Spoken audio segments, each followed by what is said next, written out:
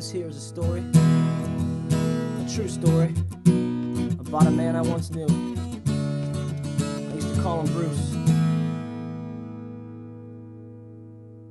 Well, I remember the day that the moving van pulled into the house next door.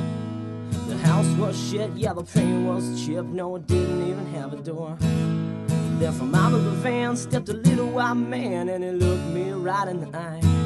He said, "Hey there, boy, could you give me a hand just to bring some things inside?" Now he looked okay, so I asked him his name. He said, "Boy, you can call me Bruce. I moved from the west and I came to the east 'cause I wanna meet people like you."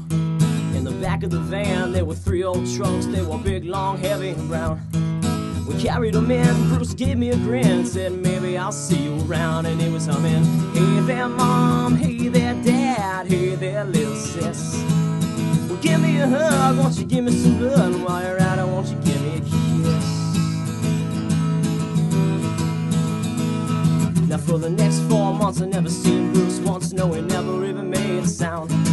No family or friends or Jehovah's Witnesses ever even came around.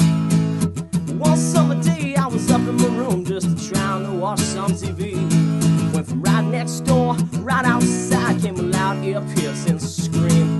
Now the first thing I thought was that something was wrong. Maybe Bruce had hurt himself. So I ran downstairs, right outside. I went over to see if I could help. Now there was no window, so I knocked on the door, but nobody even came. I yelled for Bruce and nobody called back. Yeah, things were getting strange. So I walked up the stairs and I opened the door. You know, I couldn't believe what I seen. There were 12 dead bodies, a couple of guns, a machete, and a bloody sink. Now the next thing I knew, I heard footsteps rising up the stairs. I picked up the knife and I stood in the closet. I stood there trembling, scared. Into the room came little white Bruce. I could see him through a hole in the door. He had a grin on his face from ear to ear when he looked at the bodies on the floor and started singing, "Hey there, Mom, hey there, Dad, hey there, little sis. Well, give me a hug, won't you give me some blood, and while you're at it, won't you give me a kiss?" Before I knew it, he was talking to the bodies as if they were still alive. He said, "Mom, Dad, I know who's next. I know who I'm gonna kill tonight. It's a teenage boy, yeah, he lives next door. He's the one who's gonna die. He knows my name 'cause I told it to him when we were carrying you inside."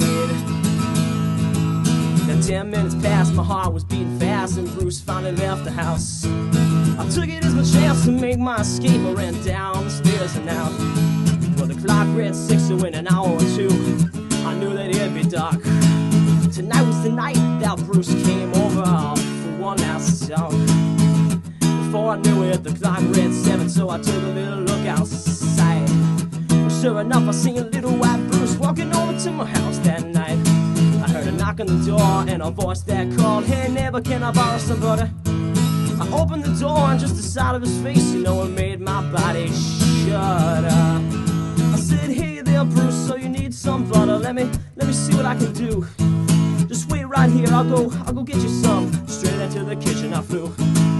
I picked up the machete and I waited for Bruce to come running in. As soon as he did, you know, I took that knife and I dug it down into his skin. I stabbed him twice in the shoulder and one time in his thigh. You know, he bled and yelled, but still he wouldn't die. I dropped the knife and I ran like hell. I ran outside. As I was running, I turned my head. I seen Bruce with the knife in his hand.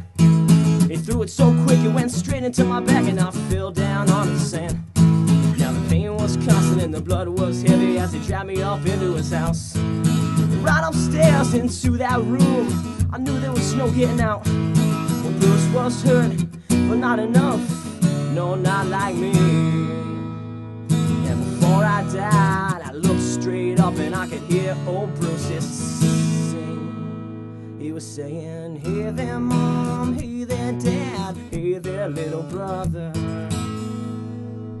You put up a fight, but now it's time to say goodnight, and soon you'll be joined by another."